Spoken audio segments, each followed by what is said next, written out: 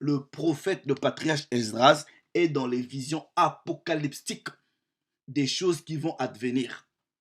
Verset 16.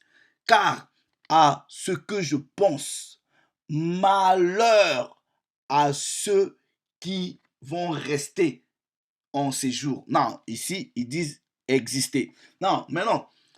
Les meilleures traditions disent ceux qui vont rester, malheur à eux. Mais vous allez comprendre que ce malheur-là n'est pas le même malheur que par rapport à ceux qui vont être enlevés. Dans les Écritures, quand les Écritures vous parlent d'enlèvement, vous partez dans Matthieu. Quand on vous dit deux seraient dans le champ, un sera enlevé et l'autre resté. Celui qui est enlevé là, c'est celui qui est tué. Celui qui reste, c'est celui-là qui va recevoir le salut. Mais dans le christianisme, on vous a fait croire que l'enlèvement là, c'est ce qui est bien. Vous êtes des paresseux, des lazy. Ouais, ça. Vous avez tous regardé cette courte vidéo. Donc, analysons. Il a pris un passage dans le livre d'Esdras. Et après avoir récité le passage, il va prendre un autre passage aussi dans le livre de Matthieu.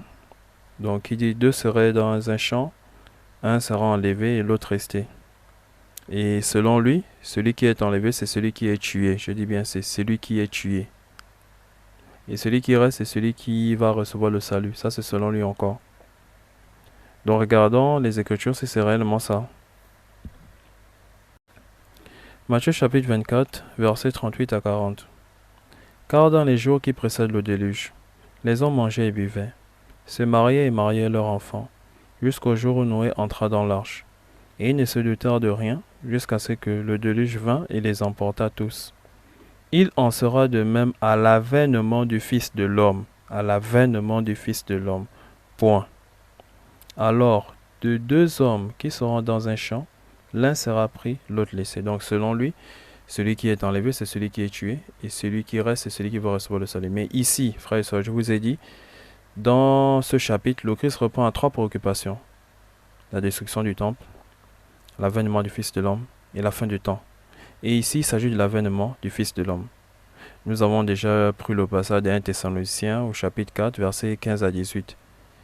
Bien détaillé, hein? Là-bas c'est bien détaillé. On vous parle de l'enlèvement. C'est bien détaillé. Donc lui, quand il prend ce passage, je ne sais pas s'il a pris le temps de lire et relire tout le chapitre. Je ne sais pas. Mais ici, il s'agit de l'enlèvement. Il s'agit de l'enlèvement. Il s'agit de l'avènement du Fils de l'homme. Frères et sœurs, il ne s'agit pas de la destruction du temple. Il ne s'agit pas de la fin des temps. Il s'agit de l'avènement du Fils de l'homme. Donc l'enlèvement, c'est différent. Donc regardons. Matthieu chapitre 24, versets 1 à 3. Comme Jésus s'en allait au sortir du temple, ses disciples s'approchèrent pour lui en faire remarquer les constructions. Mais il leur dit, « Voyez-vous tout cela? Je vous le dis en vérité, il ne restera pas ici pierre sur pierre qui ne soit renversée. » Point. Il s'assit sur la montagne des Oliviers. Et les disciples vinrent en particulier lui faire cette question. Dis-nous, quand cela arrivera-t-il? Quand cela arrivera-t-il? Voyez-vous tout cela? Je vous le dis en vérité, il ne restera pas ici pierre sur pierre qui ne soit renversée. Il s'agit du temple, la destruction du temple. Donc, dis-nous, quand cela arrivera-t-il? C'est la destruction du temple. Et quel sera le signe de ton avènement et de la fin du monde? Vous voyez bien, frère et sœurs. C'est différent. C'est différent. Donc moi, je ne comprends pas. Il prend un passage, il ne sait pas que non, là, il s'agit de l'avènement du Fils de l'homme. Non, là, il s'agit de la destruction du temple. Là, il s'agit de la fin du monde. Il ne sait pas faire cette différence. Moi, je ne sais pas, frère et sœurs. Je vous exhorte à lire la Bible de la Genèse à l'Apocalypse. Vous-même, ayez une lecture personnelle. Ayez une lecture personnelle. Quand vous avez des fausses doctrines dans la tête, en fait, si vous n'avez pas une lecture personnelle, vous êtes à côté. Vous êtes à côté parce que quand bien même tu lis la Bible, la doctrine, elle est épaisse. La doctrine, elle est dans vos têtes, elle pèse. Elle ne pourra pas te faire comprendre la parole comme il le faut. Ayez une lecture personnelle et enlevez d'abord toutes les doctrines, toutes les fausses doctrines qu'on vous enseigne dans vos assemblées là. Enlevez d'abord ça. Moi, je suis sûr que c'est ça. Hein. Il est arrivé dans cette assemblée. Voilà, oh frère, non, l'enlèvement, ça n'existe pas. Alors on a monté des passages, voilà, celui qui est enlevé, c'est celui qui est tué, et c'est celui qui reste, c'est celui qui va recevoir le salut. Frère, s'il avait pris la peine de mettre d'abord cette doctrine en suspens, lire tout le chapitre, analyser, il ne veut pas dire ça.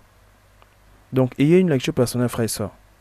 Donc, allons-y, toujours dans le chapitre, nous allons voir la destruction du temple. C'est différent de l'enlèvement. Regardons, frère et soeur. Matthieu chapitre 24, de versets 16 à 20. Alors que ceux qui seront en Judée fuient dans les montagnes, c'est différent de l'enlèvement. C'est différent. C'est différent de l'enlèvement, on vous demande de fuir. Là, il s'agit de la destruction du temple. Vous avez lu le verset 1 à 3. Vous avez lu ces versets-là. Vous avez lu ces versets. Donc, alors que ceux qui seront en Judée fuient dans les montagnes, que celui qui sera sur le toit ne descende pas pour prendre ce qui est dans sa maison, et que celui qui sera dans les champs ne retourne pas en arrière pour prendre son manteau. Malheur aux femmes qui seront enceintes et à celles qui allaiteront en ces jours-là. Priez pour que votre fuite, là il s'agit de fuite. C'est différent de l'enlèvement. Là il s'agit de fuite. Et là il s'agit de la destruction du temple. Frère, qu'on ne vous égare pas si facilement. Hein. Le salut est personnel. Le salut est personnel. Donc priez pour que votre fuite, l'enlèvement il s'agit d'une fuite. Et c'est pas une fuite personnelle. Là, regardez. Là il s'agit de l'enlèvement. Est-ce que là il s'agit de l'enlèvement? Priez pour que votre fuite n'arrive pas en hiver, ni un jour de sabbat. Donc, je vous ai dit, le Christ a répondu à 3 préoccupations. Destruction du temple, l'avènement du Fils de l'homme et la fin du temps. Donc, quand vous lisez le chapitre, chaque chrétien doit être capable de dire, non, là il s'agit de l'enlèvement, non, là il s'agit de la fin du monde, là il s'agit de la destruction du temple. Qu'on ne vous égare pas. Qu'on ne vous égare pas. On dit priez pour que votre fuite, alors que ceux qui seront en Judée fuient dans les montagnes. Là, il s'agit de la destruction du temple. C'est différent de l'enlèvement. C'est différent de la fin des temps. C'est très différent. Donc, retenons 1 Thessaloniciens au chapitre 4, au verset 15 à 18, vous allez voir que c'est assez différent. Lisons. 1 Thessaloniciens chapitre 4, verset 15 à 18. Voici en effet ce que nous vous déclarons d'après la parole du Seigneur. Nous les vivants, restés pour l'avènement du Seigneur, nous ne devancerons pas ceux qui sont morts. Point. Car le Seigneur lui-même a un signal donné à la voix d'un archange et au son de la trompette de Dieu descendra du ciel. Et les morts en Christ, c'est différent des autres morts. Il y a une précision, les morts en Christ, ce n'est pas tous les morts. Et les morts en Christ ressusciteront premièrement. Point. Ensuite, donc, ils vont ressusciter. Hein? Ensuite, nous les vivants, qui seront restés, nous serons tous ensemble enlevés avec eux sur des nuées. Il ne s'agit pas de tout le monde. Non, il s'agit des vrais serviteurs du Christ. Il s'agit des vrais serviteurs du Christ. Il s'agit de ces vrais serviteurs. Et nous savons ça. Nous savons ça que beaucoup là dans les assemblées vont rester. Il y a beaucoup qui ne savent pas assez. Il y a beaucoup qui ne savent pas convenablement le Christ. Nous savons ça. Donc, ce n'est pas un jeu. Ce n'est pas une philosophie. Ce n'est pas Darby qui a créé ça. Comme tu as raconté. Voilà, c'est Darby qui a amené cette doctrine. Ça n'a jamais été enseigné. Frère. Moi, je ne sais pas. Juste parce que quoi? Vous avez des fausses doctrines dans la tête. Quand vous prenez les Écritures, c'est autre chose que vous voyez. Des choses claires. Ensuite, nous les vivants. Il a parlé des morts, ressuscités. Ensuite, nous les vivants, qui seront restés, nous serons tous ensemble enlevés avec eux sur des nuées. Frère, donc quand tu lis ça, je ne sais pas à quoi tu penses. Je ne sais pas si tu penses que c'est une figure de style ou je ne sais pas trop quoi. Je ne sais pas. Je ne sais pas. À la rencontre du Seigneur dans les airs. On te précise encore. Moi, je ne sais pas. Je ne sais pas. Et ainsi, nous serons toujours avec le Seigneur. Consolez-vous donc les uns les autres par ces paroles. Donc, frères et sœurs, qu'on ne vous égare pas.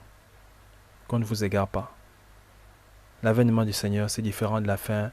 C'est différent de la fin du monde. C'est différent de la destruction du temple. C'est assez différent. Donc, lisez tout le chapitre. Vous-même, analysez. Vous allez comprendre. Donc, ayez une lecture personnelle de la Bible.